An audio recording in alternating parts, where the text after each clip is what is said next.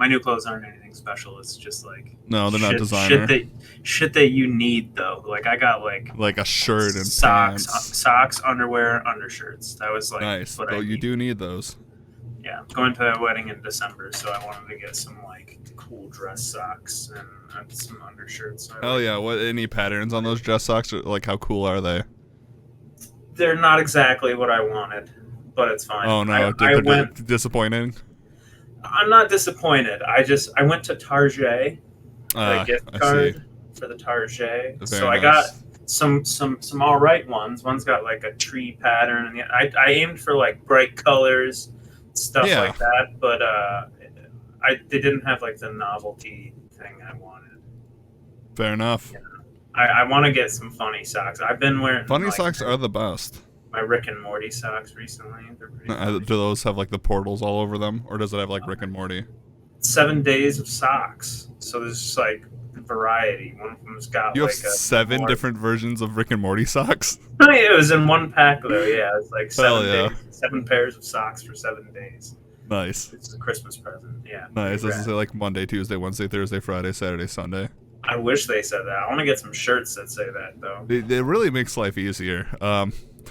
So I when I started the stream, I had this really big advice I was going to give everyone that I forgot, that Blue reminded me by saying something in my chat. So we're gonna start tonight off by some advice to everyone, and it's not me being lazy, but for a year now, my Twitter handle and my Discord name have been the Farm Ghost because of Halloween in October. And I just would like to prove the point that you're not lazy. You're just, if you wait long enough, the things become relevant again. Too true. Now, both of those make sense again because it's 3 days till October, everyone. Easy. If you're listening to this, it will be, in the future, it will be October. Unless you're listening to this like in the way future, then it won't be October. Or will it? Or will it? Who knows? October forever. I'm calling it here. Yeah. So, we got a podcast to record. We have not recorded in like 3 weeks. Which I apologize for that, everyone. Power poles and internet poles fell on my house, and I've had power on and off and internet on and off for the last month. That's a real thing. You can actually, if you go, actually you can't go because it deleted the file when we lost power. I was gonna say you could go back to the last podcast, which we did. I'm on my computer right now. I can hear nothing you're saying. Okay, so I'm just gonna keep talking. If you go back to I was gonna say, well, you can't go back to our last podcast, but our last podcast, which we were covering, Better Off Dead. Better Off Fred? I can't remember. Fred Off Dead? I can't Fred? Drop Dead Fred, thank you. There it is. There it is. Awesome. If you somehow could see that, which you can't because it's got corrupted and died, I literally, the last words I said were, alright, let's ruin this movie, and then boom. Cut. So that movie is now, Drop Dead Fred and 8.5 are in its own category now. Lost to the ether. Lost to the ether. Alright, so let's do this. Oh wait, no. An announcement, kind of. I haven't even announced this to Shayne yet, because I was been trying to figure it out all day, and I think I figured it out. Got it. I'm ready. Next week, I'm going to be doing a test stream. I will be streaming from our YouTube channel. Okay. The thought process behind that is, right now I'm taking our Twitch streams, re-editing them, and then putting them back on YouTube. So if I stream from YouTube, I don't have to do that. It's just there already. So we're gonna test it out. I don't know how it will go. I don't know. Yes, YouTube. I might even start doing my other streams on YouTube too, just because I seem to be doing 95% of my stuff on YouTube now. And I guess they've improved their chat and all that stuff. So we might check it out. So next stream, next Tuesday, experimental YouTube stream. It'll either be on fire or not. I don't know. We'll figure it out. We'll figure it out as we go. I think we can still multi-stream. I don't know. I'll figure it out by then. But yeah, that's about the only other announcement I have until we do plugs. Ready then there's more announcements? I have so many announcements. This is a really big week. Yeah, well, I'll get to that in the plugs. You have to listen to this entire podcast to figure out my other announcements, though. I so do? Yeah, you have to be here. I'm talking to the viewer and the listener, the viewer or the listener, or if you're telekinetically listening to this, telepathically. Telekinetically would mean you're lifting up the podcast. Listening telepathically. Through my chip in my brain. Through your chip in your brain. All right, let's do this. I forgot. I'm keep talking because I forgot how to start this podcast. So, hey everyone, and welcome back to Ruining Movies, the live movie podcast, hosted by your host, me, Zach, and that's Shayne. That's me. I'm Shayne. Each episode, if you are new, we cover movie news. We talk about what we've been watching, and most important, we talk about the movie of the week, and then we ruin it with the help of you, which I forgot to put up the votes. Oh no. Oh my god. 3 weeks. This is episode 23, everyone. I forgot to put up the polls. Oh my god, we'll figure it out. We'll do it live. I'm a mess. It's been a weird... I have 62 videos coming out next month, everyone. My brain doesn't work anymore. I've been very busy, and I've been watching a lot of horror films. But anyway, normally during these podcasts, you the viewers, would get to vote on how we're ruining this movie, but my brain doesn't work anymore, so I did not put those polls up. So we'll figure it out as we go. So, Shayne, what have you been watching these last 3 weeks? Oh my god. I am a mess.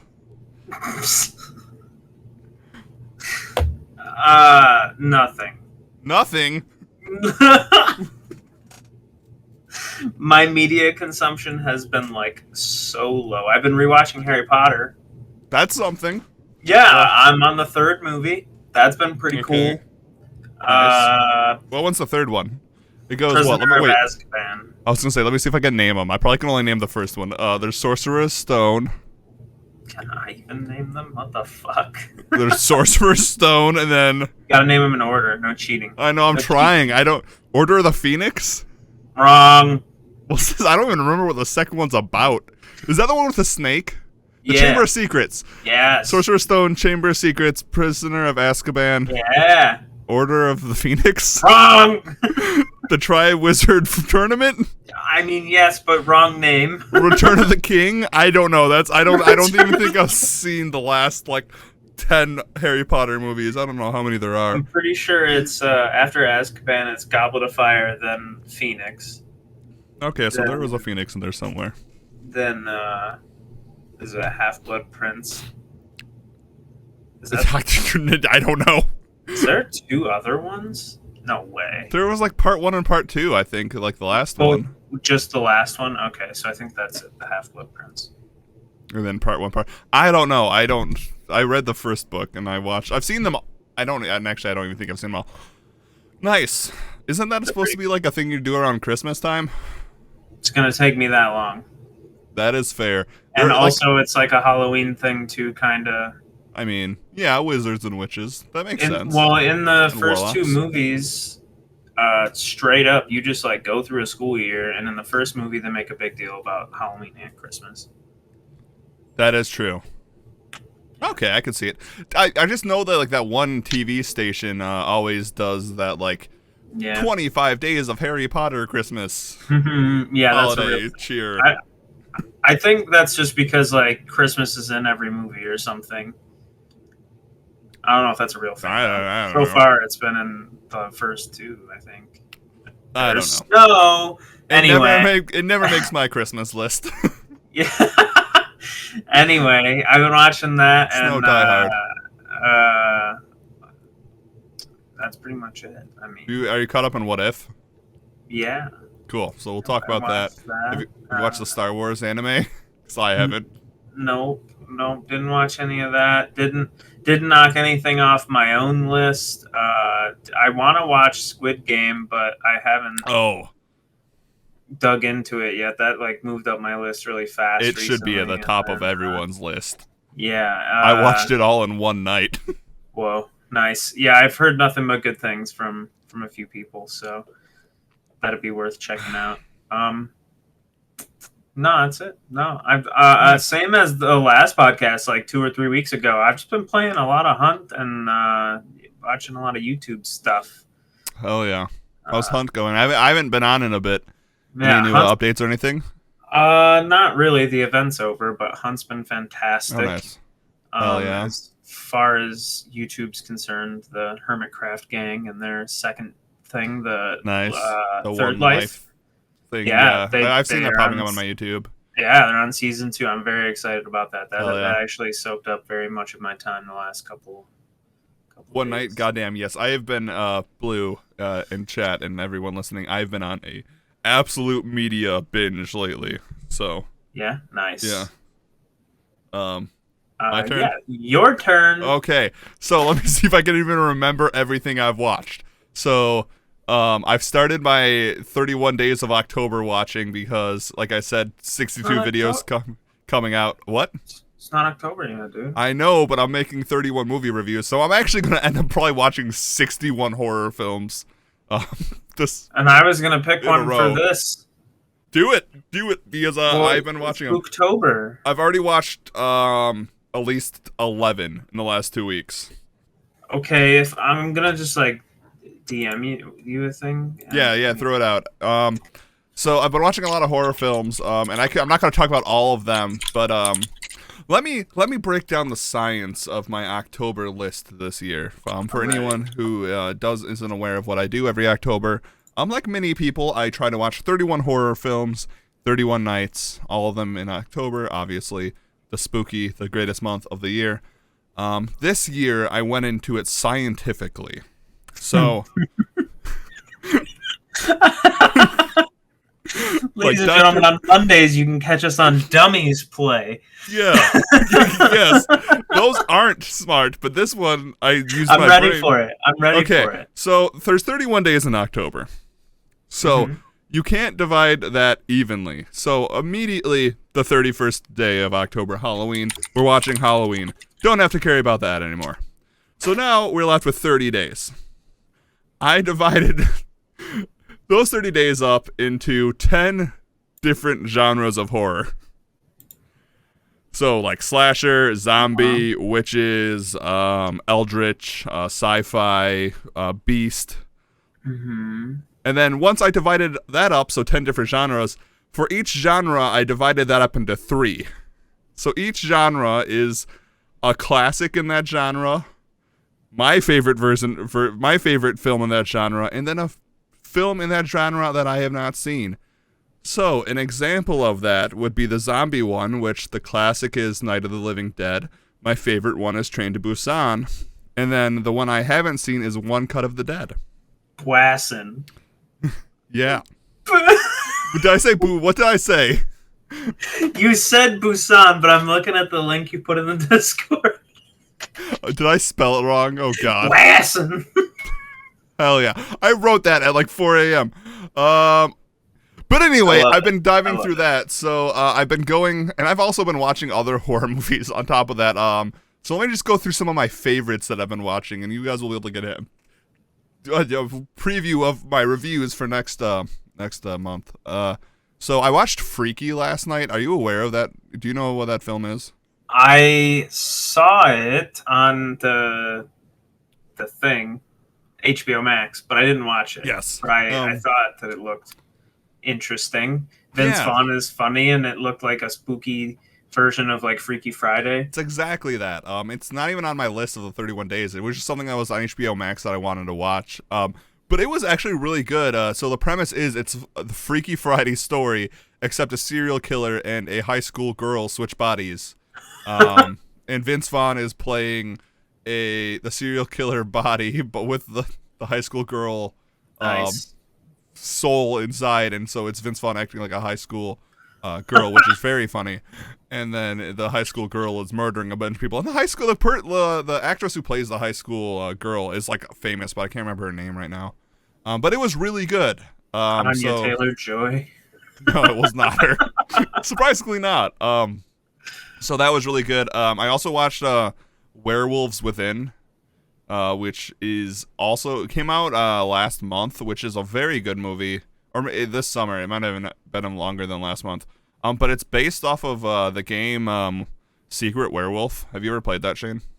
No, but I've heard of it. Isn't it like Among Us? Yeah, it's like Among Us is like based off of it. So is Town of Salem and stuff.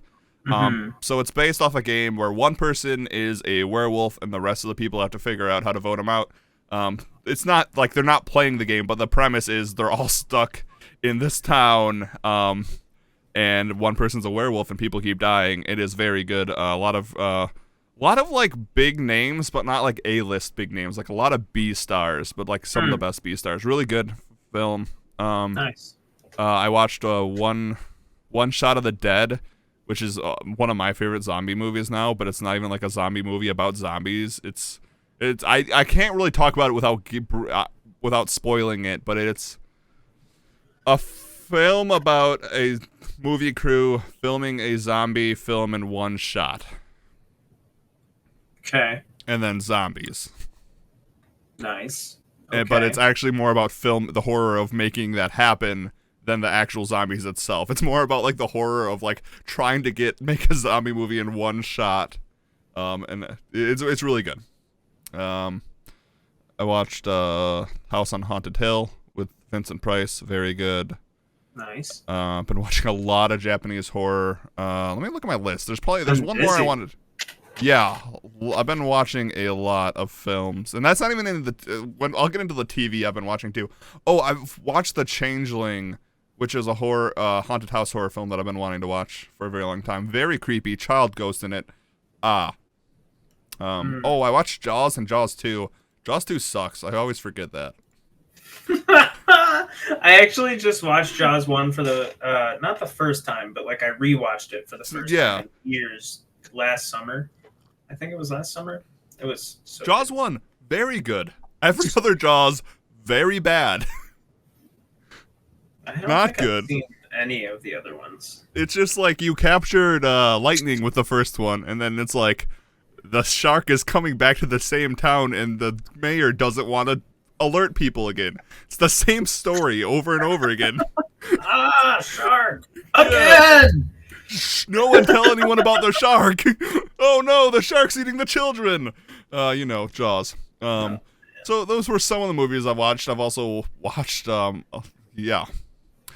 we will definitely talk about Cowboy Bebop and the live action stuff. I don't have it in the notes, but I want to talk about that Blue.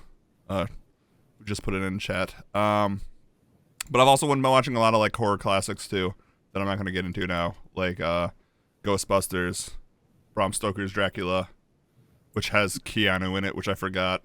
Quiet in Psycho. Gracious. Yes. But that's I've also been watching a lot of TV because when I've got some freelance work and I'm also working on those videos for next month. So one of the benefits. New season of Lucifer was out. I have not watched that yet, which is the most surprising thing. I love Lucifer and I haven't watched it. The one good thing about being a freelance video editor is I can watch movies and TV on my side monitor when I'm rendering stuff and working. So I watched all four seasons of Better Call Saul. Nice. Which that happened earlier in this month, but I haven't been able to talk about it yet. Well, there's a 5th season, but it's not on Netflix yet, and it's nowhere to be found online, and it's very sad because I really wanted to watch that. Last podcast, he said, I don't know if I'm going to watch that in this podcast. I watched all of it. Nice. It's very good. I think I might like it better than Breaking Bad. Oh, interesting. It's really good. I mean, Bob Odenkirk, that's how you say his last name, right? Odenkirk. I mean, he's just magic. He's just so good at everything. It's really hard to not like be enthralled with his performances. And I think I like his character. I like Saul Jimmy better than Walter White is the main character. Just like I feel, even though he's does shitty things, like I feel like he feels a little bit more relatable than putting people in barrels of acid. So there's that. Yeah. So that was really good. I watched all of Squid Game in one night because I was really busy that night. I got no work done because I refused to watch it dubbed, so it was subbed, and it's really hard to work when I have to read what everyone's saying. But incredibly good show. we've talked about Korean horror, South Korean horror, specifically on this podcast before, and how they're just really good at social commentary with it, and it's just such a compelling idea. And I know the whole genre of like Hunger Games style doing games for money, but you are brutalized for it is like not like that unique, but it was really good. I really recommend Squid Game on Netflix. Our boy, I usually know his name, actually makes a guest appearance. Gong Yu, which is the lead character of Train to Busan. The dad? Yeah, the main character.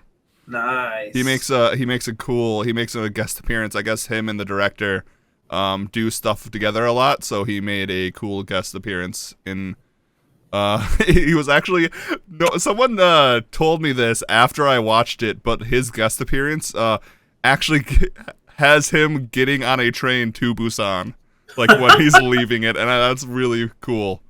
So yeah, I watched all of that. I watched Better Call Saul. I caught up on What We Do in the Shadows. That's only 4 episodes in. I'm going to talk about American Horror Story, but I'm going to go into a rant when I talk about that. So let's talk about things I enjoyed first.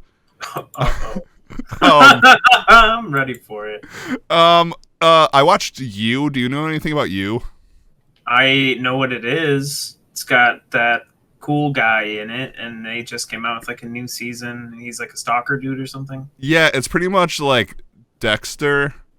If it was made up by Lifetime TV, but like It's weird. Like it's made by Lifetime, but I think it's actually a pretty good show.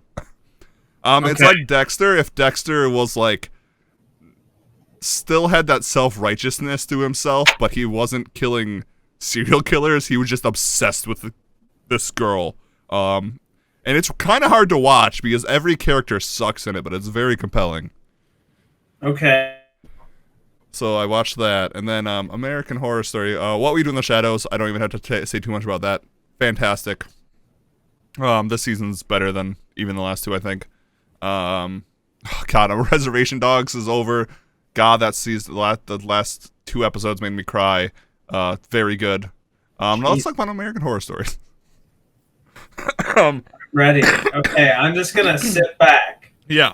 Just buckle up. So, if you listen to probably the last podcast we recorded, I'm guessing, because, or maybe 2 podcasts ago, I was talking very highly of American Horror Story, the new season, Red Tide. It had some of the best cinematography, the story was very unique and very interesting, and I very much liked it. I will say, it was one of my favorite seasons, all the way to the last episode. And then it did what American Horror Story does best. Fucked it up so hard that everyone hates the season now. Oh no! Flying wizard fight? Not even that. That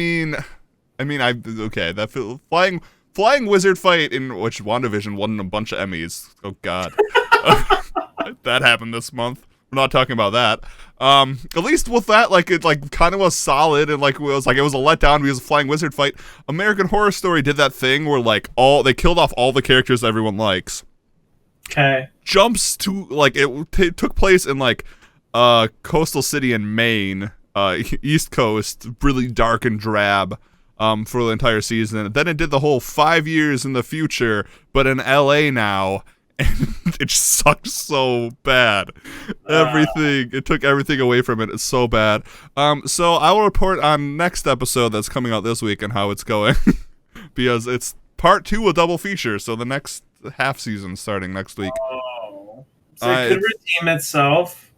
I mean, it could. American Horror Story is like that ex who's just always there in the background. You go back thinking oh, it's gonna be better this time. It's gonna be like the good times, and it never does. Everyone, it never does. But I'll always still watch it. And that is it. I'm caught up on What If. Man, my prediction is that by the end of Your American Horror Story next season, they're back in Maine. I really hope so. Maine is a cool place. Gotta return home, finish the job. I really, really hope so. I've not watched that new Star Wars thing everyone's talking about. I know a lot of people have been talking about that. Yeah, I didn't watch it either. But I've heard nothing but good things. Yeah, that is true. I've only heard good things. I caught up on Doom Patrol. I don't know if I said that. Really good season this too. You did not say that, but yeah, I wanted to start that too. Really good. I'm trying to make the most out of this HBO Max subscription, and I'm really not. All I'm doing is watching Harry Potter. As I'm looking through my streaming services and trying to eliminate some I don't use anymore, right now I think Netflix is on the chopping block. Yeah, I mean, you're not the... I have heard other people say this. A coworker of mine actually got rid of his. And I think HBO Max has the best content. Oh, God, that's another thing I watched. I watched all of Wellington Paranormal. Those are really short episodes, though. But that's on HBO Max. Highly recommend. That's What We Do in the Shadows universe. Just saying, if you get rid of Netflix, then we can't do Netflix originals anymore. That's true. I don't know. Maybe I'll just steal my brother's passwords for theirs. Actually, I probably should be doing that anyway. But yeah. HBO Max has the best content, but the worst UI. It is so hard to find stuff on there. Yeah, but I have watched some fantastic stuff there. Really, it has like some of the best stuff. For one of the films I'm watching for next month, it's this one Japanese ghost film from the 60s that is kind of obscure, but it's really good. I'm about halfway through it, called Kwaidan, and I couldn't find it anywhere. And my last look was like, maybe HBO Max has it, and it has it in like the original cut. And I was like, what the fuck? Cool. Amazon Prime doesn't even have that to buy. So I'll take it. Yeah. All right, that's enough about what I've been watching. You guys will be able to hear a bunch about that next month. Let's talk about some trailers and some news. We have about a month's worth of stuff to cover. I try to cut it down to a bunch of variety trailers and stuff. We've also had some celebrities pass away this month, but I don't want to talk about that too much. Rest in peace, Norm Macdonald. Yeah, for real. Yeah, we haven't been able to talk about that. Hilarious dude. I think it's kind of like that awkward time to talk about it because it's been like 2 weeks now. Everyone's talked about it, so I just wanted to get that out of the way at first. Rest in peace to him. And let's talk about some trailers. So, talk about Keanu Reeves in Bram Stoker's Dracula. Yeah? Oh, it's just... Go ahead. I just said, Oh, I thought... Okay. Keanu Reeves is back at it, everyone. I don't know why I'm phrasing it like this. We got the first trailer for The Matrix Resurrections. Matrix 4. What are your thoughts on this? I don't really know, man. Like, I watched the trailer and I was like, okay, is this... It's the same thing that happened with, like, Halloween and the new Saw and some other stuff. I'm just like, okay, what is this? Is this a continuation? Is this a remake? Is this, like, a total rebranding? What's happening? Yeah. And then, like, it was made by one of the Wachowski, like, daughters or something. No, it's one of the original Wachowskis. Oh, okay. Yeah. I don't know why the both of them aren't directing it, but yeah, so it's like the original director. Cool. Like, aesthetically, it just raised a lot of questions. I'm excited, I guess. Right. I don't really know what to feel. I have a lot of questions about it. So totally I will watch it to have those questions answered. Yeah, I mean, same. I like the trilogy. I know a lot of people don't like the third. What's the one they don't like? They don't like either the second one or the third one out of the three Matrixes. I mean, obviously, The Matrix, classic film. If you haven't seen it, so good. I want to rewatch them because they're all on HBO Max, right? Yeah, and this one is going to be out on HBO Max when it comes out in theaters, too. Yeah, I kind of want to check those out soon because it's been years since I've watched them, but I did watch all three. And I don't know. I was kind of young at the time, I guess. Yeah. I remember having a lot of questions just watching the movies. I mean, it is a very trippy film. We do have to thank the film franchise for gun fu in the West, though. So, like, it's kind of ironic that without the Matrix, we would have never got, like, John Wick. Yeah, true. And that's, like, in two ways. Like, first of all, like, the Matrix just, like, introducing this kind of anime style action, because that's exactly what it was. The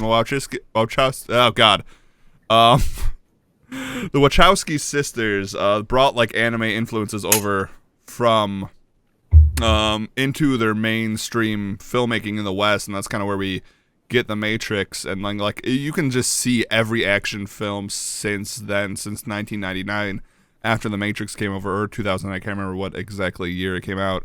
I mean, it's probably the most influential action film of the last 21 years. Yeah, I can agree with that. So I don't know. After revisiting it, I don't even remember when the third one came out, probably like 2006 or something. Maybe, yeah. This movie seems very meta. I saw some snippets of some people breaking it down, and there are some scenes of people in the trailer watching the original Matrix. Okay, cool. Which really makes me interested in it. Because it's like, okay, like the Matrix is already like this meta thing, like take the red or blue pill. You're a part of the machine, like no, reality is not real and stuff. So, does the Matrix exist in the Matrix? Oh my, they were just in like the grimy underverse of pseudo-Matrixes. Yeah. Why is Morpheus so young? Because they pretty much recreate that dojo scene from The Matrix. And I mean, I'm very hesitant like you. I will say, like, it is kind of cool that we're getting like The Matrix with modern day CGI. Yeah. That'll be interesting. Yeah, because I mean, The Matrix is definitely very like 90s style CGI and stuff, and I think that's some of its charm. So I don't know. I think it'll be interesting. Not as much pleather in the, or I guess it's like latex. Trench coats or pleather. Yeah, you're right. Neo does not look like a leather daddy anymore in this version. When he bumped into Trinity, I was like, clearly this is going to be very different. Like, you're in all black, but I can't like see my face in it, so I'm not sure. Yeah, where are the sunglasses? Like, what's happening? Where's the propeller head soundtrack? Come on. So we'll see. It's coming out in January. So yeah. Yeah. I mean, I'm always down for The Matrix. It's a good. They're fun action films. Yeah, it's like you said, they're like iconic. So it's like, it's either gonna be an awesome thing or a less awesome thing. Yeah, the one thing I always like kind of tell people, this is kind of a story, is like we like in one of my advanced filmmaking classes in school, like when we were talking about editing and stuff, like The Matrix gets brought up like a classic when people talk like academically about filmmaking. Which is always kind of like weird to think of, because I always just think of it as like that cheesy like action film I grew up with. But like when you actually like look back at the films, they are like pretty like well made. Ahead of their time for sure. Yeah. So let's go forward to this other thing that people have been kind of talking about, and kind of talk about revisiting classics, except this classic is way older than The Matrix. We have the tragedy. Unless The Matrix is real. Exactly. Then exactly. We have. So this kind of goes together with The Matrix Resurrection coming out, because the Wachowski sisters, we only got one of them directing this new Matrix. We only have Joel Coen out of the Coen brothers directing this film. Yeah, I saw that. And it is and it's The Tragedy of Macbeth, McDonald's, starring Denzel Washington, which I like Denzel, so I'm like already kind of in. I think A24 is involved in it. Cool. So I'm for it. I put it on here because it kind of reminded me of The Green Knight, and I really like how people are taking like the old classics and just making them really weird. Yeah. So it's gonna be on Apple TV though, which I think the first time Apple TV has made something where it's like, I want to see that. Wait, is that Timothy Chalamet? There was some other stuff that they put out that seemed kind of cool that I was interested in, but like, I wanted to see Cherry and that movie with Tom Hanks, but like, oh yeah. like too many streaming services. My dad actually texted me like 2 days ago and was like, Apple TV worth it? And I just looked back. I'm like, I have no idea. Oh, dude, see this Android, no Apple here. Sorry, like there's literally no need for me to have it. Right, that's true. I also don't own any Apple products, so like, at all. I don't think there's any Apple products in my home, and it's like not even a slight. It's just what is at this point. So I don't know. I mean, it's in theaters, so maybe it's coming to theaters first in the 25th. So maybe we'll get it on other streaming platforms eventually. I'm just now noticing that one guy that we both like is in it. He was in The Devil All the Time. He's gonna be in the new Edgar Allan Poe. He was in The Queen's Gambit. The guy from Harry Potter. Yeah, he was Dudley. Yes. I see him in it. I didn't realize that when I first watched it. It's time's a flat circle, everyone. But I'm kind of interested because, like, again, the Coen brothers, famous directors, usually put out bangers of films. If I put it the way the youth talks now. Like, the Coen brothers, they're just like, it's gonna be weird. I don't know if I've seen them direct things separate. And for those who don't know, the Coen brothers, No Country for Old Men, Fargo, The Big Lebowski, Raising Arizona. Yeah, Oh Brother, Where Art Thou? Burn After Reading. Like, classic films that everyone knows and talks about. Just gonna look at just Joel here. Yeah, I don't know. I think even like the Russo brothers are kind of like splitting up now or something. They're doing something with Disney. I think they're threatening not to work with Disney anymore, which is kind of fun.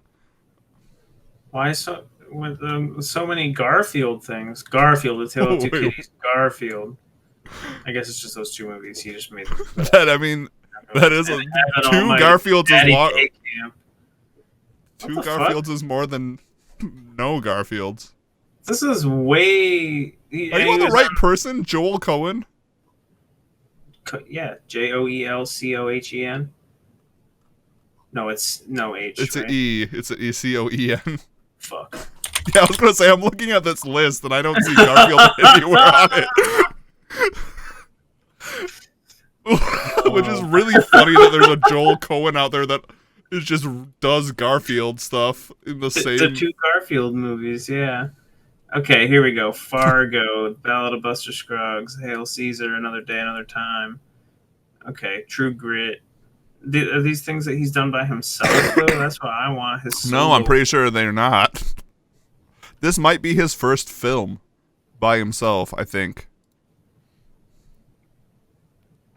Flying the Coop, Mr. Coen. If we're being honest, I don't remember what the other Coen brothers' name is. Coen. Coen? This is the Coen brothers. So it's Ethan. Coen and I was just gonna call him the Coen. And the Coen brother. Okay, so yeah, that's coming out. I mean, it's on Apple TV. We probably won't see it. Moving right along. Which I should have used that for when we talk about the Muppets. I actually missed a trailer here. I didn't watch the Nightmare Alley one. Whoops. Okay, watch that and I will talk about it. So the next trailer we got to talk about is something we talked about last podcast. It is Guillermo del Toro. God! Hot mess tonight. His new film, I think it's an anthropology. Dude, I don't know. 3 weeks off of streaming and my brain... Oh man, that is. It's okay. You guys come here for the hot mess, right? The horror anthology film that Del Toro is creating with a lot of very famous people. We finally got the first trailer here. Everything looks so old and beautiful. Is that Indiana Jones? No. Oh. I don't think Harrison Ford is in it. But it is called Nightmare Alley, and let me just go over some of the people in this film, which I think I did last time too. But we have Bradley Cooper, Rooney Mara, Cate Blanchett, William Dafoe, Toni Collette, Ron Perlman. Well, obviously, it's a Del Toro film. Talking about the Coen brothers, Tim Blake Nelson. So this seems right up Del Toro's alley. I mean, it's written by him, directed by him. Nice. Like the quote that goes throughout the entire trailer is like, "Is he a man or is he a monster?" Which, I mean, that's just everything Del Toro's made ever. That guy got schooled by a car. Yeah. But I guess this is a readaptation of the novel.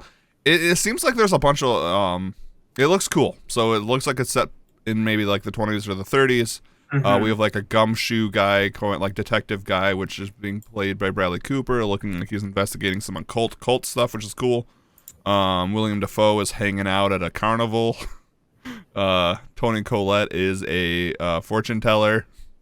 It looks really. I don't know what it's really about at this point, but it looks good. And I mean, this is the kind of movie that Del Toro excels at: the weird, the monstrous.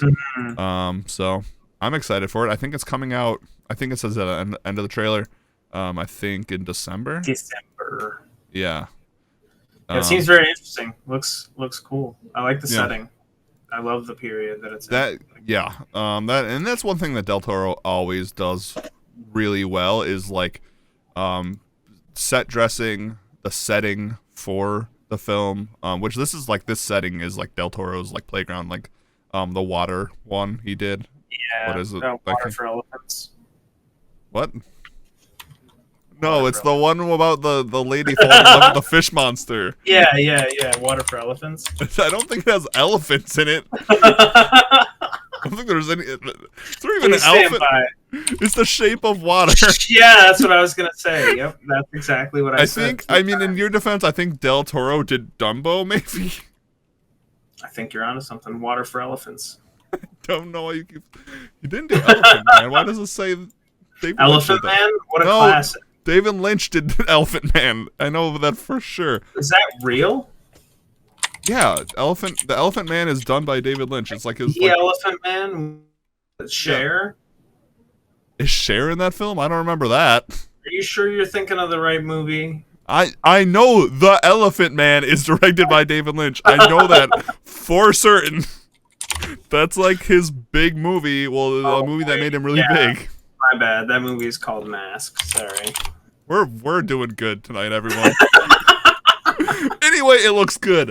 And I think this trailer would be the perfect bridge into starting to talk about a little bit more spooky stuff. But even though these next two things we're talking about are Halloween related, but they're not really spooky. But they both are related to the Disney's Haunted Mansion. Did you ever see the Eddie Murphy? Yeah, classic. Haunted Mansion. I saw it in theaters. Yeah, I did too. Yeah, not the greatest. Hey, it's a classic. I mean, I as a kid I loved it. I don't know if I'd love it now. I agree.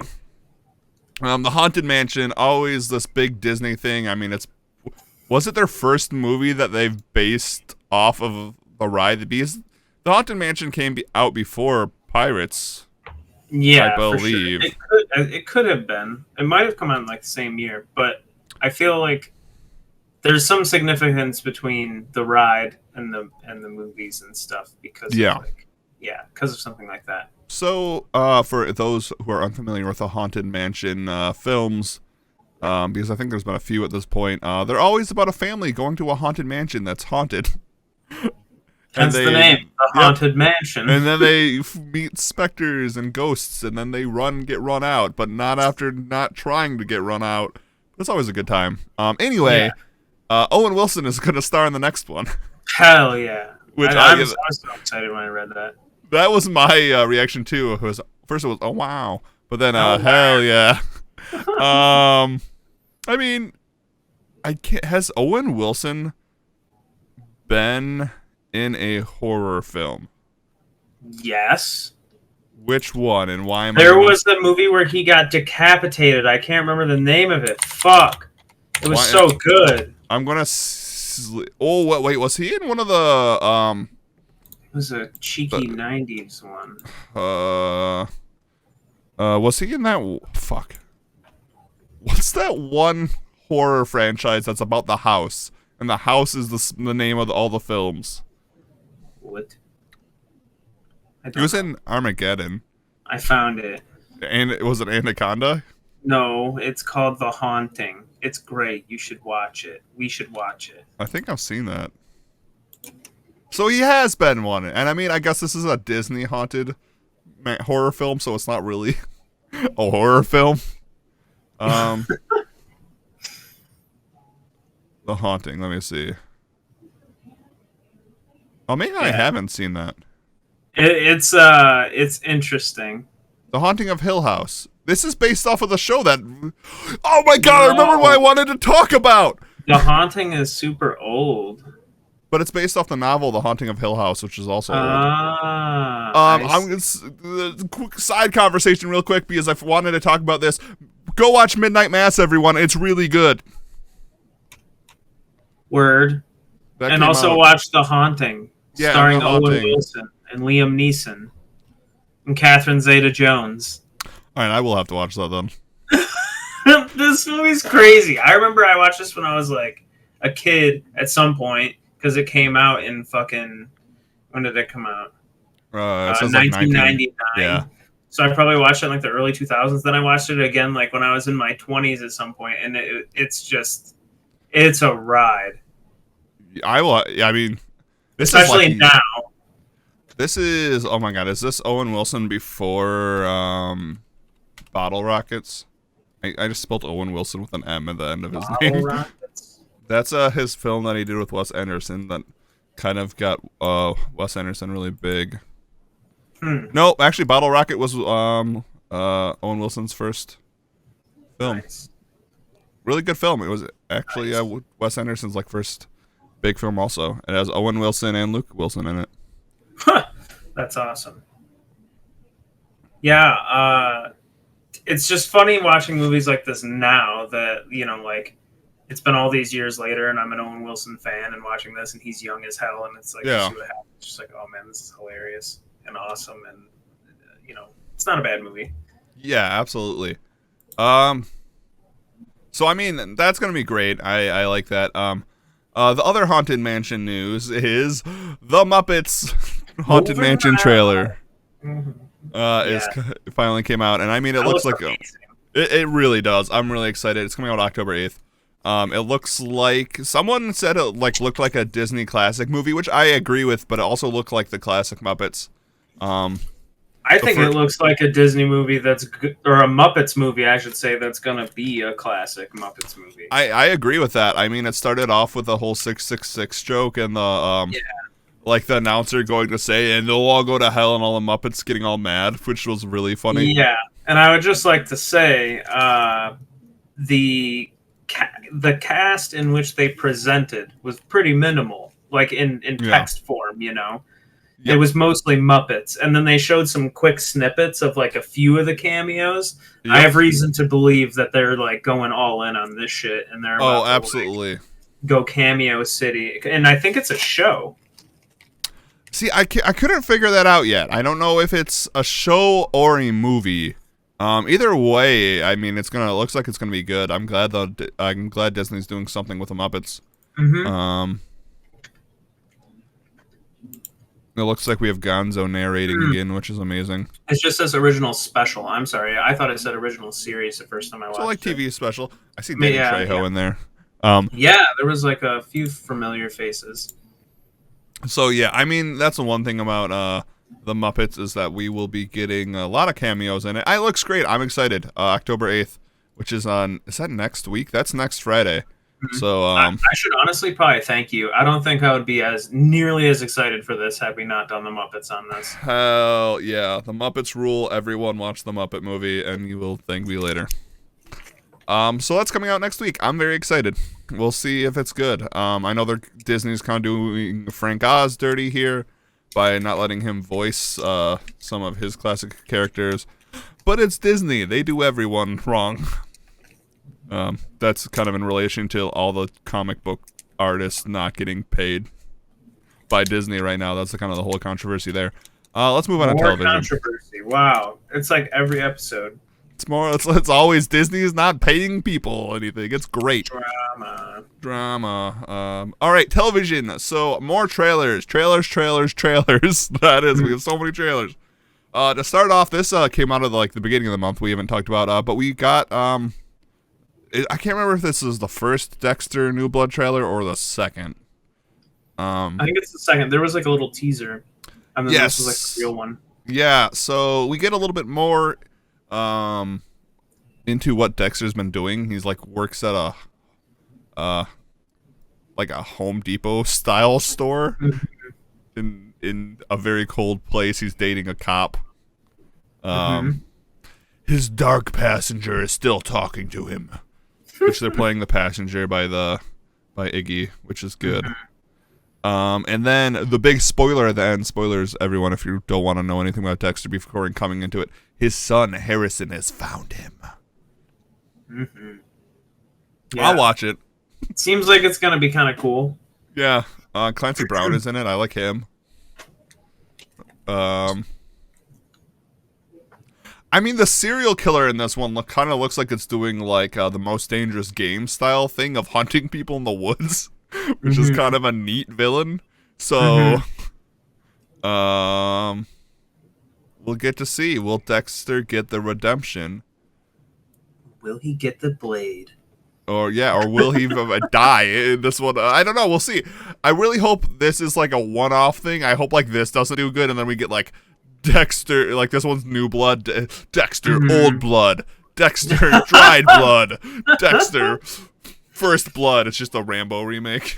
Yeah, I think Dexter's just gonna die, and then Harrison's gonna take over, and then we're just gonna have a show called Harrison. That was my question. Do you think Harrison also has the Dark Passenger? Because I don't. Oh God, I hate. This is my least favorite sub story in any show ever. Was the serial killer school that Dexter went to, kind of.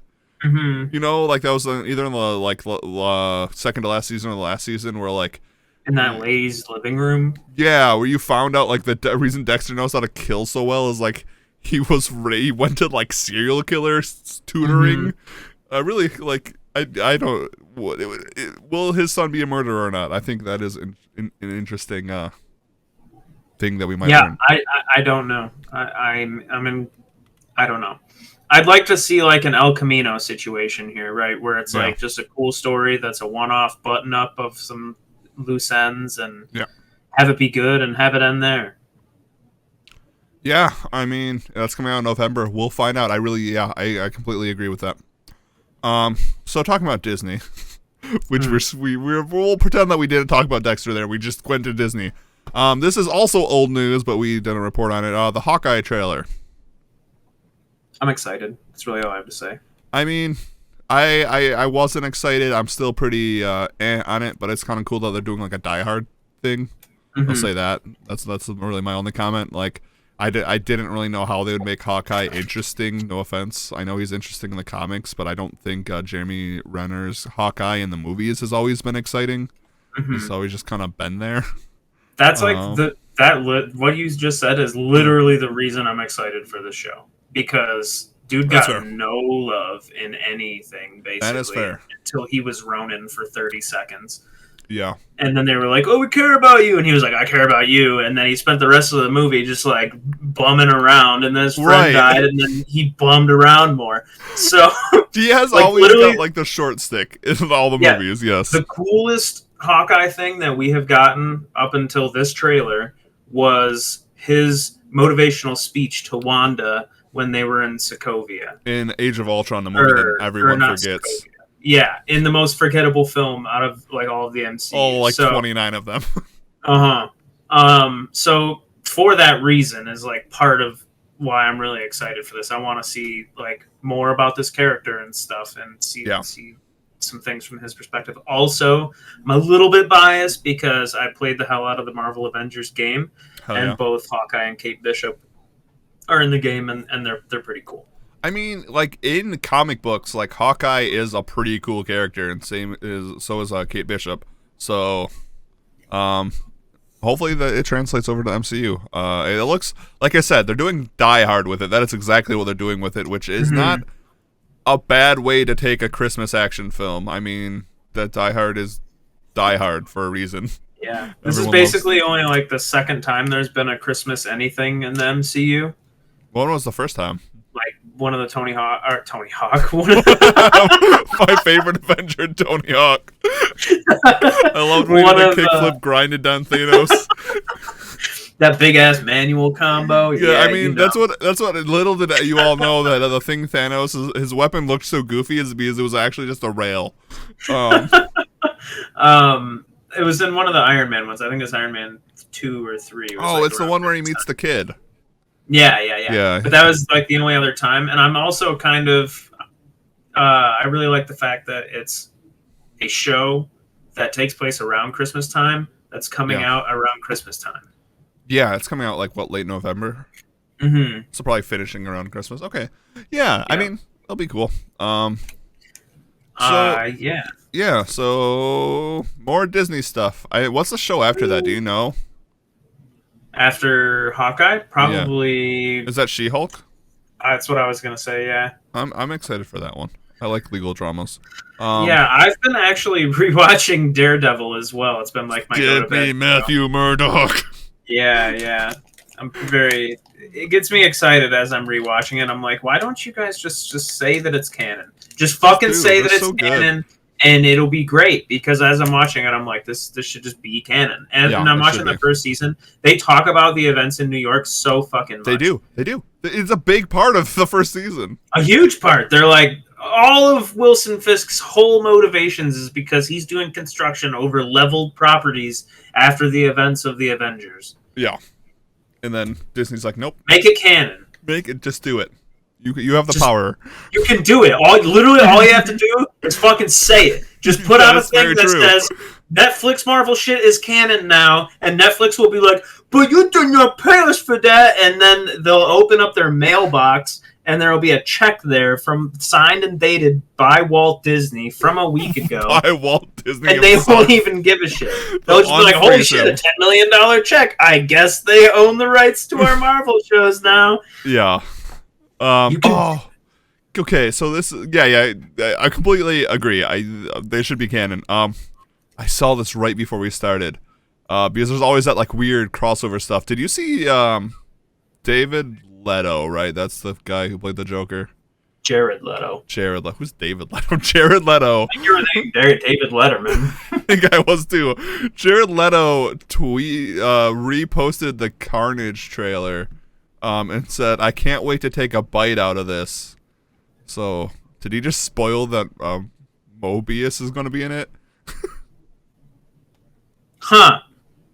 We're talking Disney. That just came to my mind. What if Tom Holland retweets and he's like, I'm hungry too? The internet will fucking have a seizure. It really will. It really will.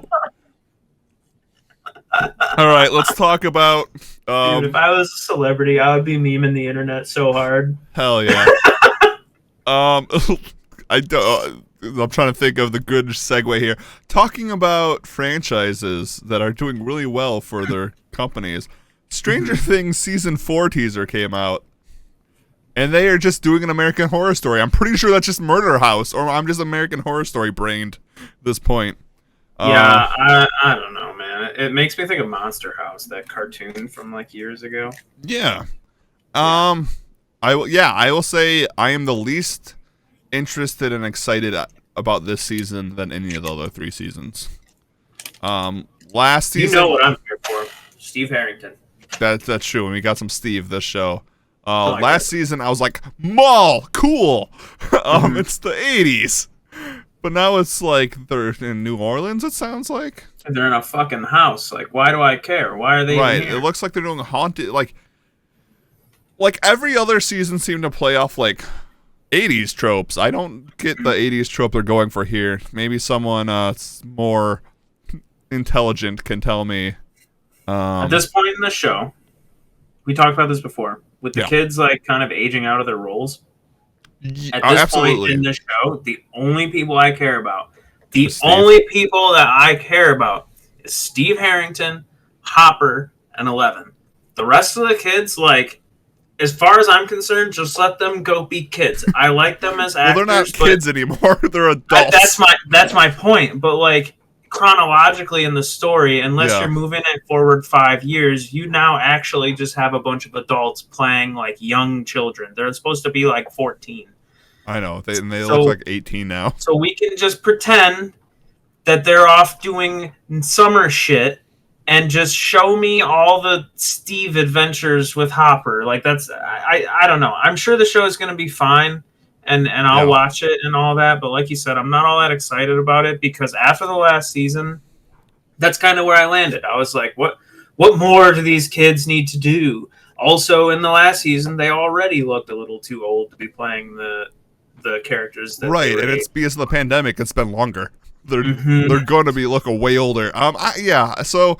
I mean, I didn't watch Stranger Things season 3 until like a year after it came out. I'll probably do the same thing. It'll probably be like one of those things where like I don't know what to watch. Oh, season 4 has been out for a bit. I'll watch it. Yeah, I think I was like a couple months behind the ball, but I didn't jump on it like I did season 2 and even season 1. I was like, "What is this?" And I watched it immediately, grinded it out. Yeah. And I was excited for season 2, and when it dropped, I watched it immediately. And then by the time season 3 got there, I was like, I'm excited, I guess, but I like eventually got around to it. This one, I don't know. I'll probably watch it, but like it's not like top of my list or anything. Yeah, I agree. And I just realized I cannot cancel my Netflix subscription because the last trailer we're talking about is the show I am most excited for in the entirety of the world. It's not the last one, though. Wait. Yeah, it is. Well, it's the last one on the list, but it's not the last one we're going to talk about. Oh, well, we have to talk about What If. Or is there something else I said we were going to talk about? Oh, Cowboy Bebop. I kind of want to talk about that. Before we talk about Sandman, let's talk about Cowboy Bebop. It's not on the list. Have you seen it? I added to the list. Okay, yeah. You're going to be leading that discussion.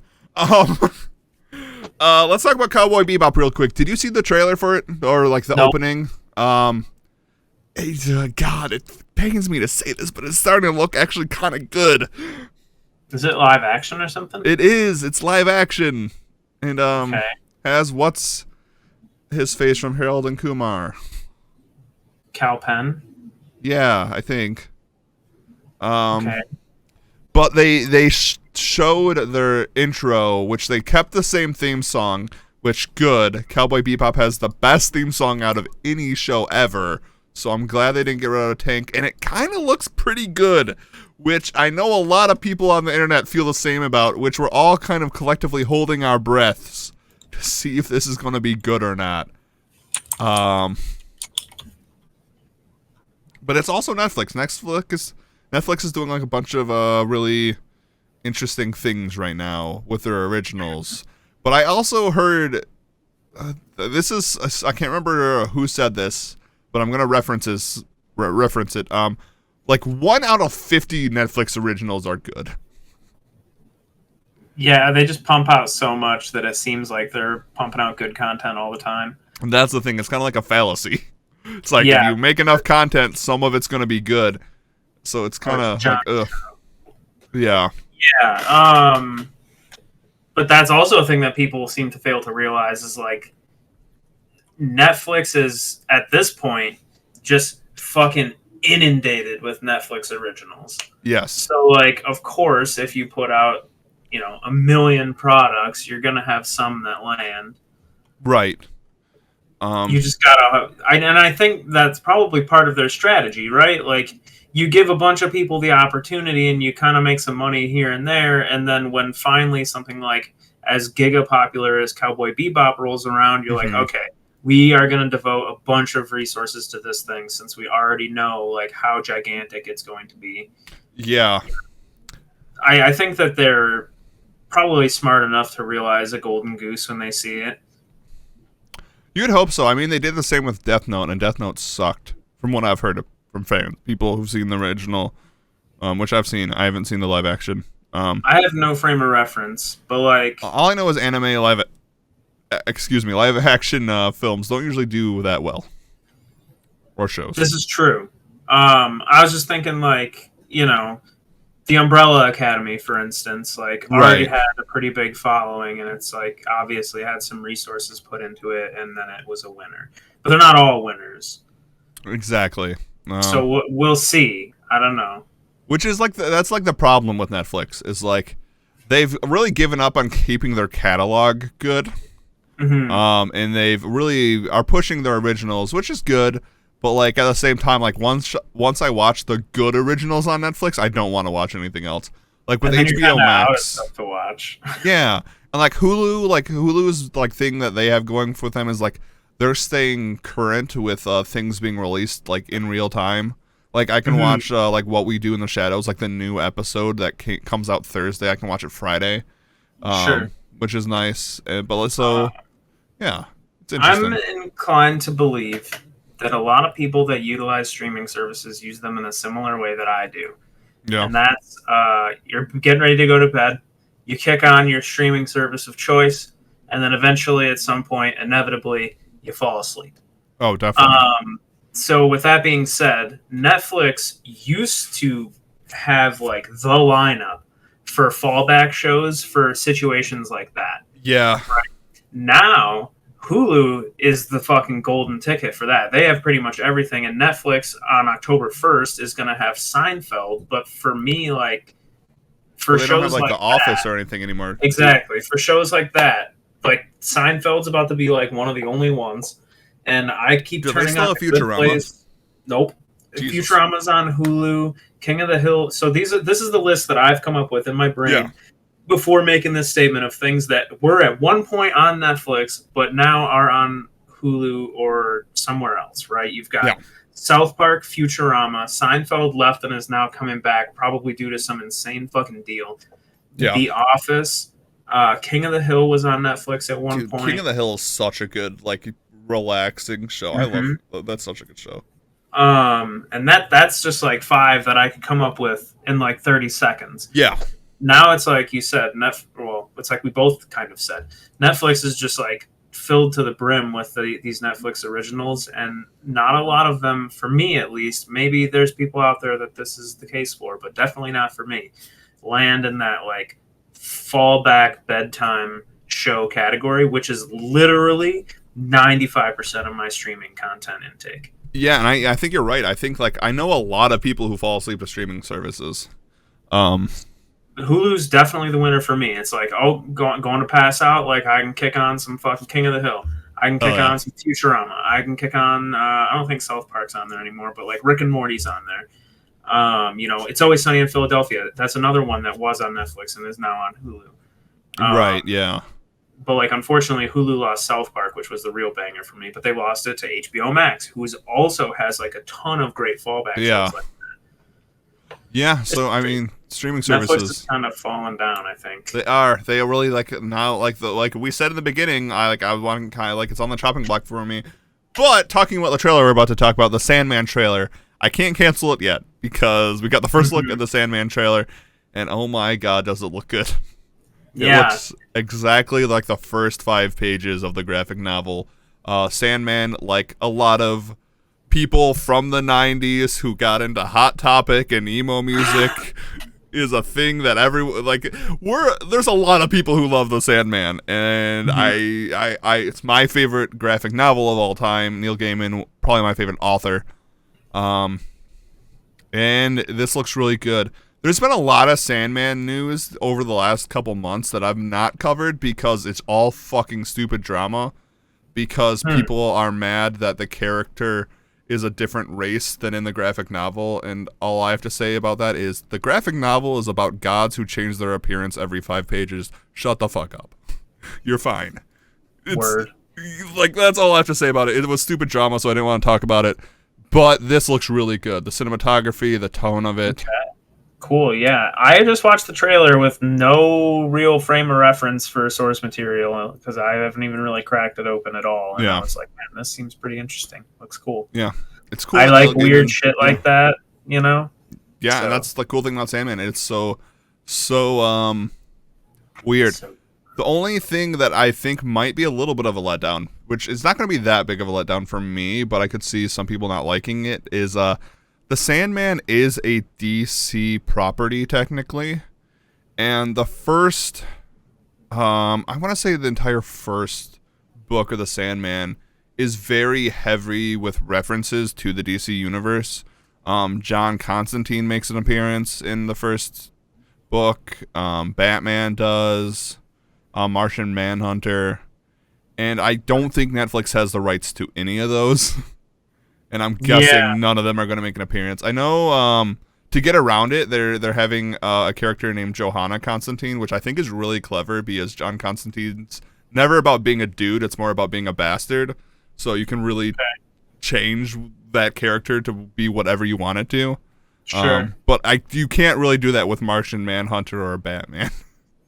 Yeah. You can't be like Ratman and Jupiter Johnny. But other than that, I think it will be really good. I'm excited. Neil Gaiman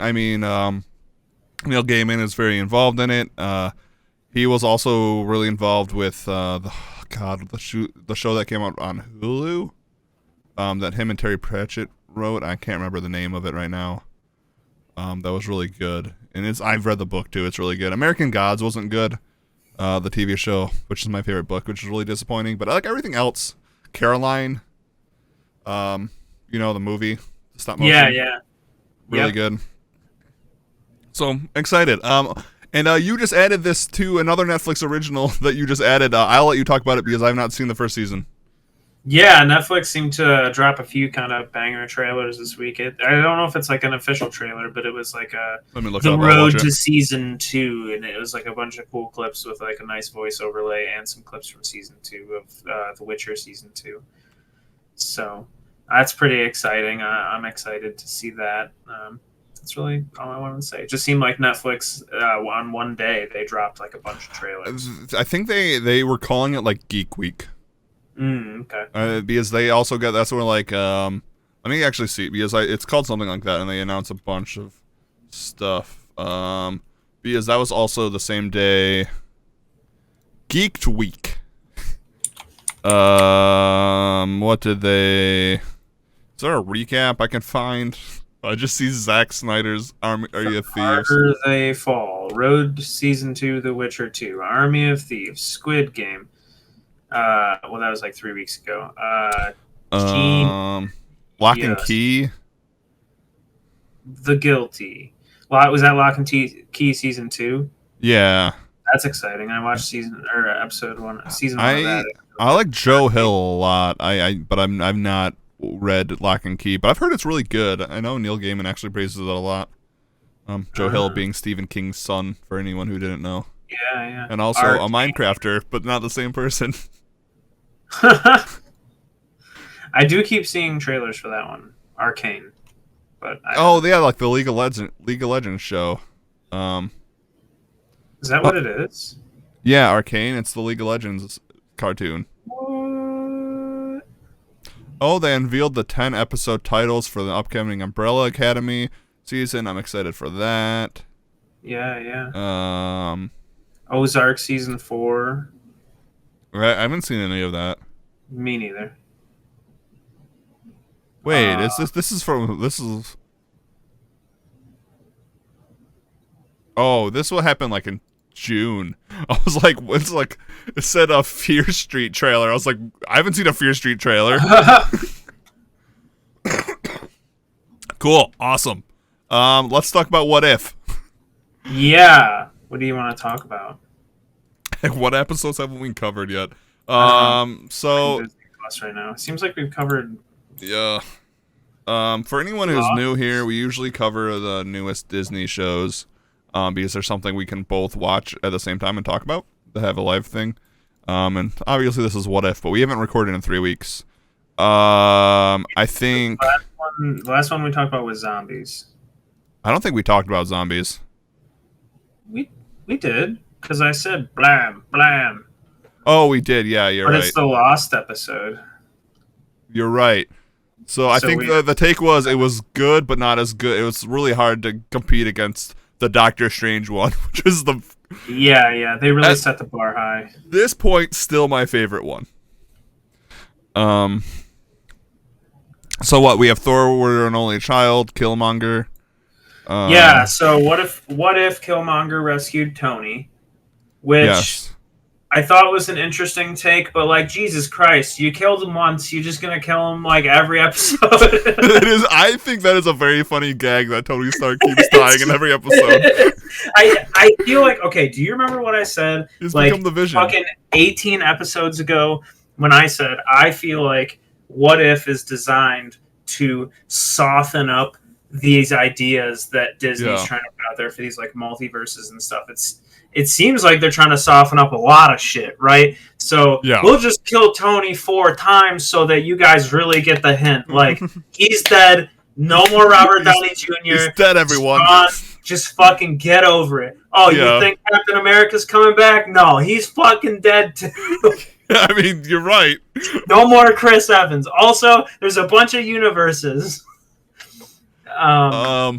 But that's kind of like how it feels like what they're doing with this show in a way is like to make people understand in a cartoony and comedic and over the top way that like what's happening and going to continue to happen at this point is going to be big, over the top, probably convoluted and confusing because of everything that they've done so far. It kind of has to be.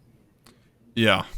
I mean, I completely agree. So, but on that note, I loved episode 7. I think it's my second favorite to the Doctor Strange one. Oh, I think it's like one of my least favorites. Really? I thought it was so funny. I thought it was like stupid at first. Yeah. And I just started like kind of cracking up, and then by the end, I was like, okay, this was kind of cool and clever. So I agree. I think it was pretty funny. Out of like, it was definitely the funniest of all these so far. It's so hard. Doctor Strange was so good. I'm like, I kind of wish they didn't put Doctor Strange in the middle here, because ever since I've been just like, oh, that was good, but it was Doctor Strange. I think 7 is a setup for the next couple episodes because there's only one more episode. Or the last episode, I suppose, because or is there 2 more? What? There might be 1 or 2. I don't know. I can't remember how many they said. I thought it was 8, but maybe it's 9. I don't know. Anyway, spoiler alert incoming. Omega Vision Ultron man comes through with all the Infinity Stones in like a Tony Stark modified super armor of hell, and he's clearly traveling like through the multiverse, because even the Watcher was like, wait, what the fuck? Yeah, and which was really fun. I think that episode 8, that's going to be the images that we saw of like the Avengers of the universe or whatever, you know what I'm saying? I think it's going to be like an Avengers level crossover of like most of the shit we've seen so far. Also in episode 7, I love seeing Nick Fury just get like fucking annihilated. Yeah, I agree. I do agree with that. I do completely agree with that. I thought that was so funny. They called Captain Marvel because he just got fucking yeeted at a party. Yes, yeah, like it was really funny. I did enjoy that. I mean, it was like a good time. But yeah, I do think I think they're planning on like some giga crossover here in one of these last episodes. Definitely. Yeah, there is only one more episode, and it is What If Ultron won. So yeah, that'll be sweet. So it kind of seems like that's what this comes out tonight. So if you listen to this in future, you would know if it's good or not by now. So let us know through time travel or something. Don't spoil it for us, though. Yeah, don't only tell us if it's good. Don't spoil it through time travel. Duh. That's it. That's all the news, everyone. This is the part where I say, let's ruin a movie, which we are about to ruin a movie. God. How are we going to do this? I didn't put up on a poll. Hit the dice. I don't have a list of the genres or anything in front of me. Oh, we just really fudged it then. We really did. Quick. Okay, this is what we'll do. We'll just make the chat do it. Chat, if there's anyone in here. There's no one in my chat. Okay. No one's chatting out of the millions of people watching. Weird that we turn it on subscriber only mode. Yeah. This is how we're gonna do this. Shane, think of a genre, and I will think of a genre. Got it. We will do a remake to keep things simple. Got it. Okay, in the count of three. That 5 is too long. I'll do 1, 2, 3, and then we'll both say the genre. Give me a second to think of the genre real quick, though. Okay. You didn't have yours immediately? I had mine instantaneously. I did. Okay, ready? 1, 2, 3, sci-fi. Comedy horror. Oh. Okay. Okay. Sci-fi comedy horror. We're doing this. Hi, everyone. It's our 23rd episode. All right. Really thought you'd all be participating a lot more by now. We've had 3 weeks off. It's understandable. Okay. It's the end of summer. No one wants to be here. I get it. I get it. Okay, everyone. So this week we are remaking the Stephen Chow 2004 original film Kung Fu Hustle, the comedy. I almost said comedy horror. The comedy kung fu film from China by Stephen Chow, and an absolutely amazing director. It's kind of disappointing that we don't see him in the West as much as prevalent as he is in the East, because his 2 movies that have made it to the West, Kung Fu Hustle and Shaolin Soccer, are some of my favorite films. That was going to be my pick if we decided to stick with the Kung Fu theme. But yeah, that's also something else we lost this week, everyone. Yeah. We were going to do a Kung Fu block, but it's now October. Yeah, so we'll do that eventually. Maybe that'll be November. After October, yeah. November seems like a perfect time to be doing Kung Fu. It'll be a good lead up to December. Yes, I agree with that. So for those who are familiar... Well, what did you say? Gotta fight our way through Thanksgiving and into December. Yeah, I feel that. So for those who are unfamiliar with Kung Fu Hustle, it takes place in Shanghai, China, in the 40s. It's kind of like a Seven Samurai story. There is a gang called the Axe Gang, which have a really great musical number to start off the movie. They are trying to come and take money from this like housing complex, so kind of like the town in Seven Samurai or like any of your Magnificent Seven style things. They go there and they try to take it over, but to everyone's surprise, this housing complex has legendary kung fu warriors living in it. And my God, are some of these fight scenes some of the best fight scenes seriously out there. The whole do you have a favorite fight scene, I should say, from this film? I don't know if I necessarily have a favorite, but there's a couple that particularly stand out. I really like the one where unfortunately, our 3 defenders of the town perish, but they put up a goddamn good fight. And they threw down, like, only after they found out that they had these badass powers. Or it was before they found out they had powers. And the gang showed up and they just, like, started equipping themselves with their shop tools. Yeah, that's the best gag, if you guys haven't seen Kung Fu Hustle, is, like... The shower curtain. Yeah, there's 3 legendary warriors. One is a cook, one is the tailor, and then I can't remember what the third one was. But they grab the tools of their trades and like start beating people up with them. And it's really great. And it's again almost like it's hard to describe kung fu movie. It's just as it's hard to describe comedy, is because it's like, yeah, he did a flip and then punched him and then threw a stick at him. It's not going to be as exciting as watching it. It's like this movie is the perfect blend of comedy and kung fu, right? And comedy is something, like you said, that's innately hard to describe because I'm not here to deliver a punchline. I'm here to talk about it's never going to be as good. Right. But also, this movie it's like poetry in motion. It right? is. So it's impossible for me to, like, describe it because though this is a comedy, like, the choreography is just, like, it's beautiful and it's way over the top sometimes. So I was going to say it's hard for me to pick a favorite fight scene because the second one stands out, which is probably the most over the top one, where it's like the 3 masters fighting. Yes.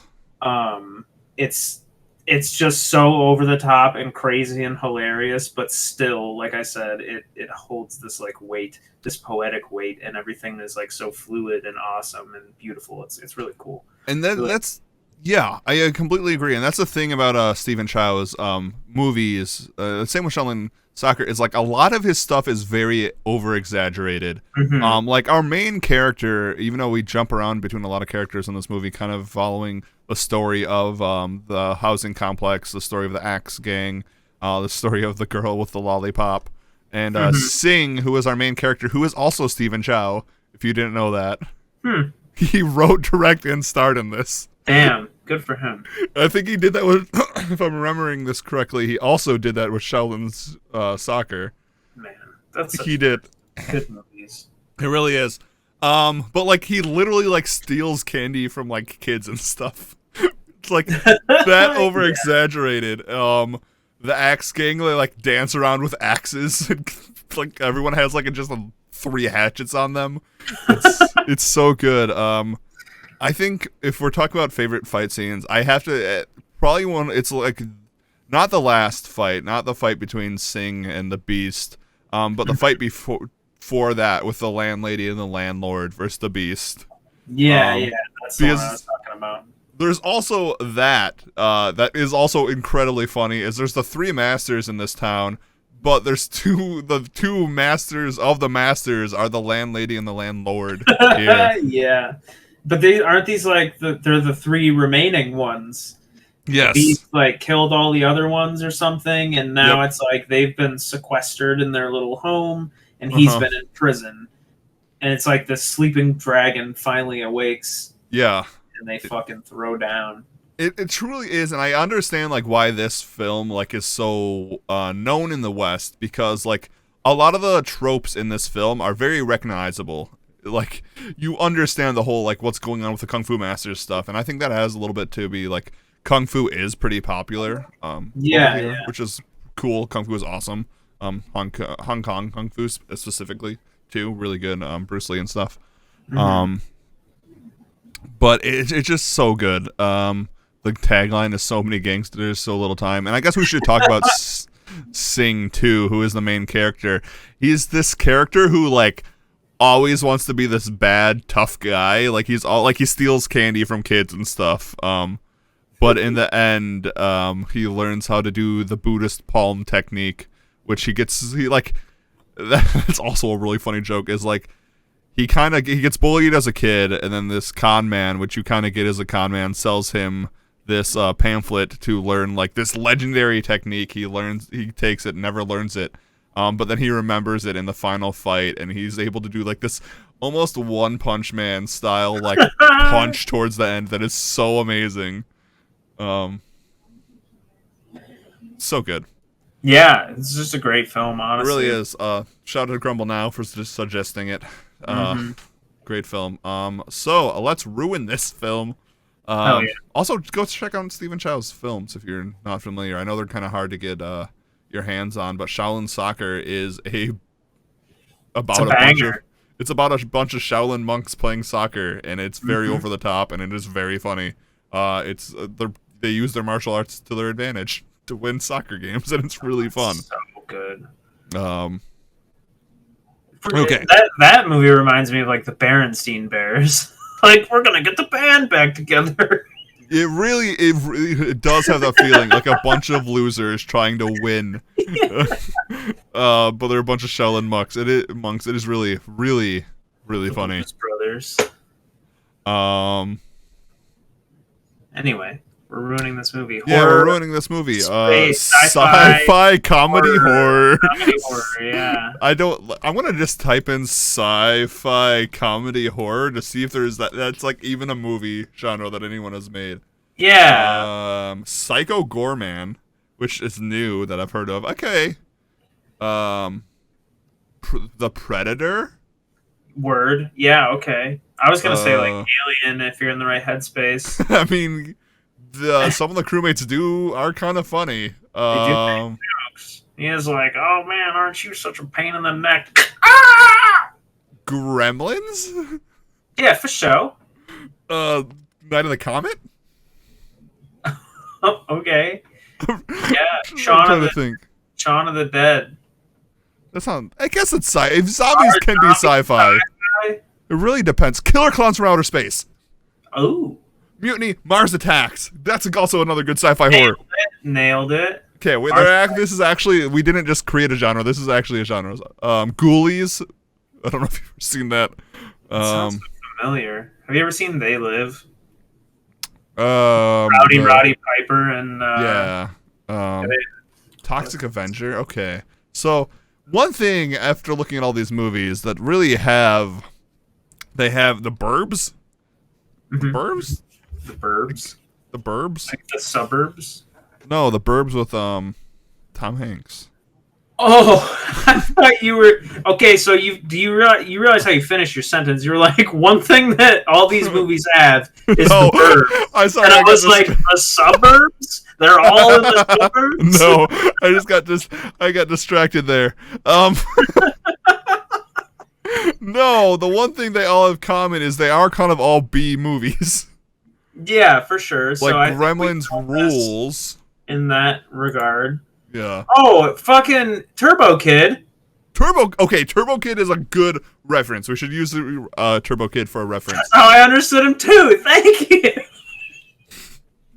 Listen, people don't come here for coherent sentences. Toxic Avenger in the Burbs. In the Burbs. They come here for the ramblings. Oh my god. Well, you got me because Gremlins is in the Burbs, right? Yeah, it's also a Christmas film. I don't know where that came from. Really good point. Oh man. All sci-fi horror comedies are just Christmas movies. Movie's a Christmas movie if you watch it on Christmas. That is true. I'm looking at all these other. Now I'm like, I have a list. Little Shop of Horrors, I guess is considered. Tremors? Is Tremors? Do you think Tremors is? Oh my gosh, I love Tremors. Is that a sci-fi horror comedy? Hell yeah! I don't know about I don't think it was made to be a comedy, but it's fucking hilarious. I mean, yeah, you're not wrong. All the Tremors are very funny. The Rocky Horror Picture Show. There's nothing horror in that. The only thing horrific about Rocky Horror Picture Show is me admitting that I've never seen it. Yeah, that is a horror. You need to watch it. Scary Movie.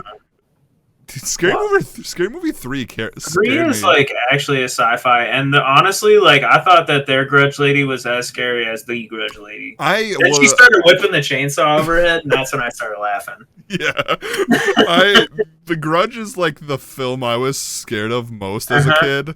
So Scary Movie 3 making fun of it did not help me. Yeah, it got me good. She is Samantha, or that's not even her name. It's like something else. Yeah, Samsara. It is as scary, dude. Honestly, growing up, I always had a VHS player like under my TV, so like I always had that fear that like somebody was gonna break into my house and fucking put this movie in my VHS player. No one talks about the fear of TVs that movie did to everyone. For real. And toilets. Yeah. Chucky, Mutiny says Chucky. Chucky's a sci-fi horror comedy.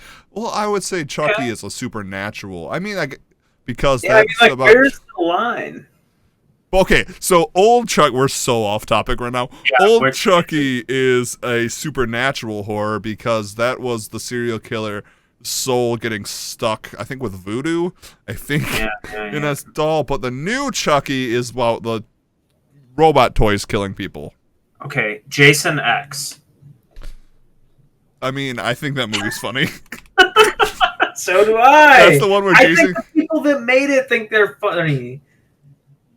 It's the one where he puts someone in a sleeping bag and swings him over his head. What's the one that he goes to space? Is it just Jason? Jason X. Jason goes to space. This isn't the fucking. What is this? The school book? Was School Rock? School. You know. I swear to God, someone went to space. Does Michael Myers ever go to space? To hell. There is. It's Jason X. That's what I'm saying. That's the one where he goes to space. No, it's just not called Jason Goes to Space. There's Jason Goes to Hell. You're right. Jason goes to the Bahamas. Jason goes to Manhattan.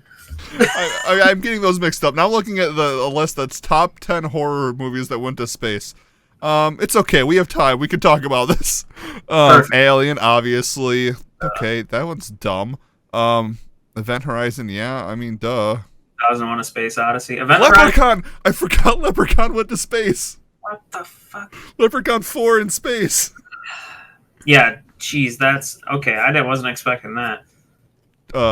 Dracula 3000. Hellraiser goes to space eventually. Oh, I'm actually going to change my movie pick. Oh, yeah? What are we watching?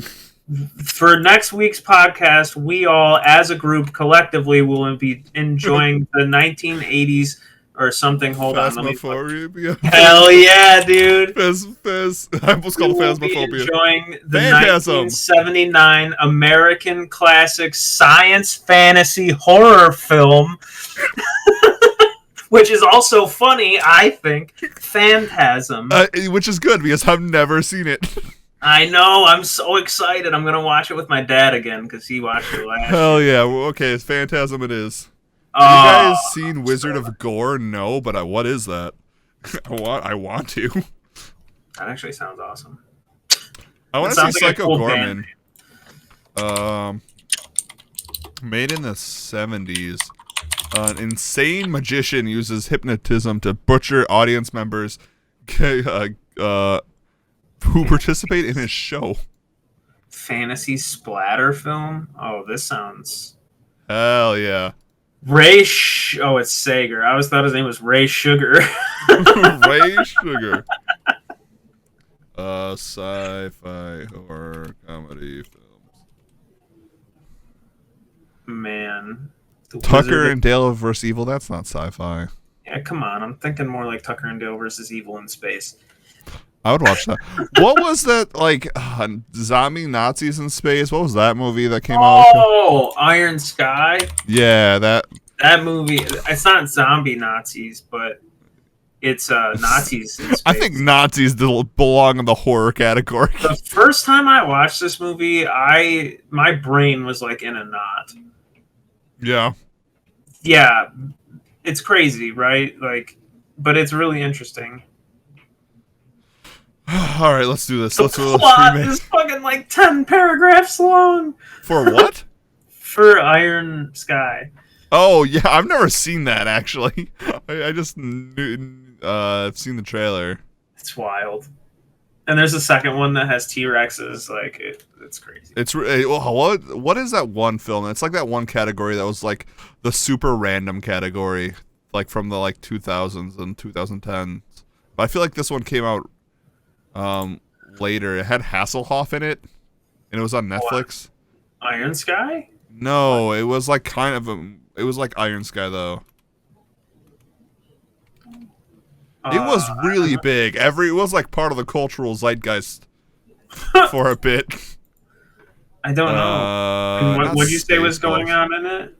I think Hasselhoff had a song in it. I think that's the one thing I'm remembering from it, which isn't saying much. Not the SpongeBob movie. No. Huh.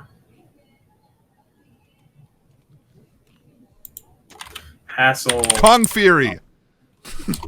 Ah, yes. I remember that. Yeah. When did that come out? 2015. I felt way longer ago. Yeah. I don't think I ever saw it. It was okay. It was a short? Yeah.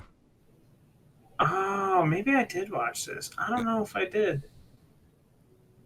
I think I remember those shark movies. Are you talking about Sharknado? Sharknado was really big in the 2010s too. Mm-hmm. That also is a sci-fi horror comedy. I'm pretty certain I watched this. Yeah, everyone did, but no one talks about it anymore. It's getting a sequel, I guess. Kung Fury? Because I remember watching this thinking this is just like Far Cry. Blood Dragon. Blood Dragon, yeah. Yes. Wow. Well, let's ruin this movie. I can't remember that I watched this and it just got eradicated from my memory. I think everyone, like it said, like it was that summer, like it was in everyone's zeitgeist. Everyone was talking about it. But now, like, I can't even tell you what happens in it, other than Hasselhoff has a song in it. It's so weird. It just disappeared, like deleted, copy paste cut. Yeah. All right, so we're comedy horror. Sci-fi, Kung Fu Hustle remake. I wrote Kung Fu Hustle on my Twitch description before. Then I started my stream and I had to change it because I was an idiot. Because I thought it was Kung Fu Shuffle for a second.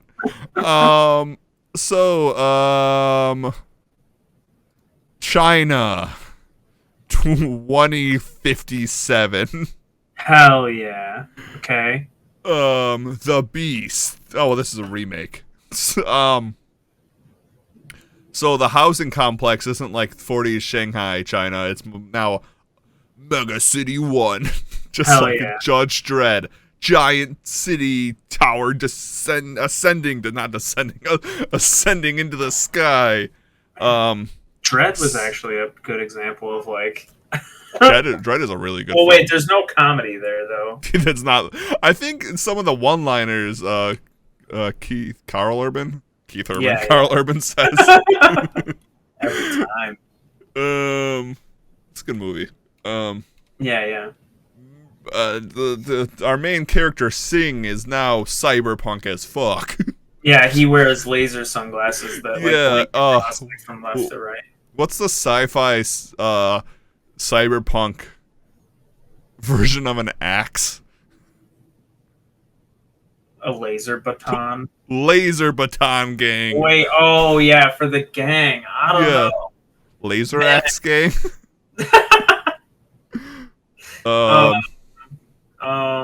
The chain gang. The chain gang? How's that more sci-fi than an axe? Sci-fi weapons. Proton packs, pulse rifles.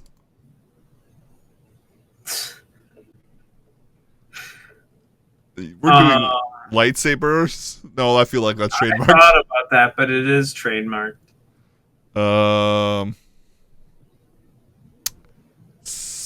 Phasers? Are those trademarked?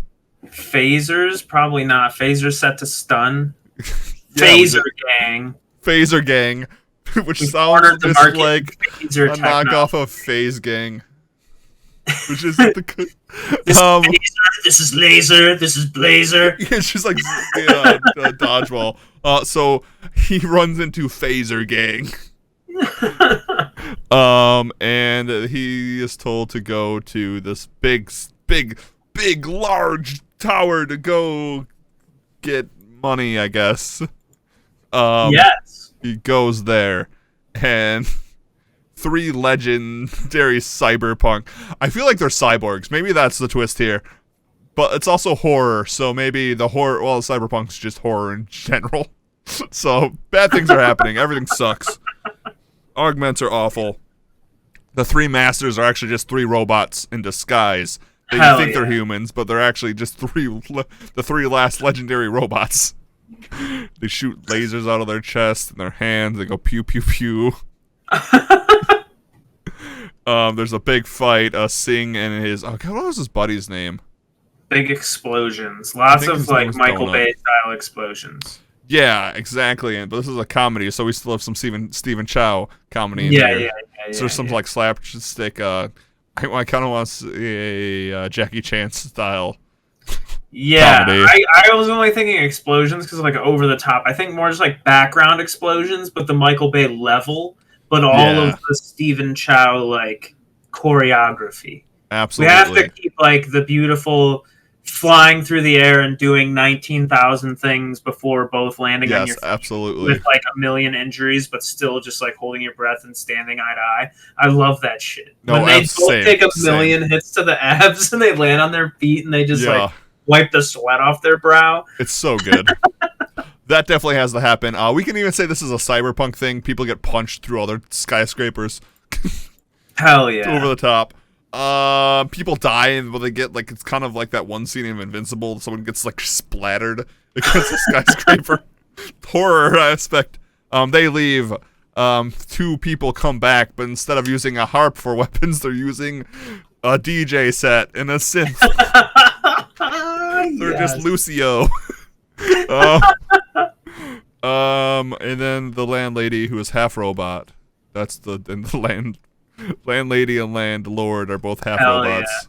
Maybe during the fight, like when instead of them telling the city that they're exposed, or that they're exposing themselves to the city as masters, they should just get like punched and get revealed like the Terminator. Yeah, exactly. Like they have like circuits and oil and stuff spilling out.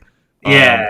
And then the Beast is the last robot. It's like the Beast can be like Ultron trying to be the last robot. Sing breaks him out with his super hacking skills instead of his super picklock skills. Fuck yeah. Big fight. It ends. Sing was secretly a robot the entire time. He unlocks the Buddhist monk hand fist robot punch. And Power wins. punch. And then obviously they turn into both like Power Ranger sized Zoids. And then they smash into each other. I love it. Kung Fu Hustle 2035. There you have it. Boom! Movie ruined. This has been a podcast, everyone. Let's any other random shit we want to talk about before we end this? I think we pretty much nailed it. I think we did. We talked about it a lot.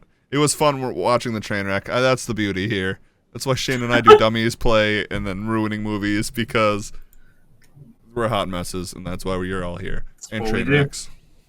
So yeah, that was Ruining Movies, episode 23, Kung Fu Hustle. I hope you guys enjoyed it. Next week, remember, before we do our plugs and stuff, remember next week I am going to be trying to stream on YouTube. Join our Discord, which you can find either on mine or Shane's Twitch right now. And then you can get the link from there. It might be a thing that sticks. It might not be a thing that sticks. I have no idea. It's just going to be an experiment. So if next week it comes around and you just see Shane streaming, he's not soloing it. I'm also there. I'm just on a different website. And yeah, Shane, take us away. What do you got going on? What are those plugs? Oh, I stream on twitch.tv/bringtheshane on Mondays and Tuesdays. I do Dummies Play and this, Ruining Movies. Also, you'll notice on my stream schedule at the end of stream is a bunch of question marks for every other day. Keep your eyes on the Discord, which you can find below for Zach and myself. Yeah, Go really. there. Just Be join awesome. the Discord. Hang out. We're great people. Absolutely. A lot of great people in the Discord. For alerts, because, the crazy chaotic life thing involves a lot of question marks on my schedule, so I'll let you know when I'm streaming. Be there. Keep your ear to the ground. Absolutely. So, oh God, let me get through my laundry list of things I need to talk about. So this is coming out on October 1st. So first of all, everyone, happy spooky season. It's the greatest month of the year. So I'm doing two big things this month. First of all, go follow Farm Goat Plays on YouTube if you want to watch Shane and I play video games together, like Phasmophobia, and we're really bad ghost hunters, but it's a lot of fun. I've been uploading 2 to 3 videos of Shane and I playing games a week. You can find that at Farm Goat Plays. But October 1st is going to be the official relaunch of my other YouTube channel, The Known Unknown, where I will be doing movie reviews, talking about tabletop stuff, and just whatever really that comes to mind. It's going to be a YouTube channel about storytelling, and I'll be talking about the 2 versions of storytelling I know most about and I enjoy most, which are filmmaking and tabletop games. And I will be doing a movie review every day for 31 days in October. Hell yeah, you will. Yeah, I've already started that. I also have a calendar in our Discord under the movies discussion where you will find all the movies that I will be reviewing. Those might change as I go, but I'm going to for sure be watching all 31 of those films. I think it's a good list. In the beginning of the podcast, if you didn't listen, I scientifically created that list. It's a good one.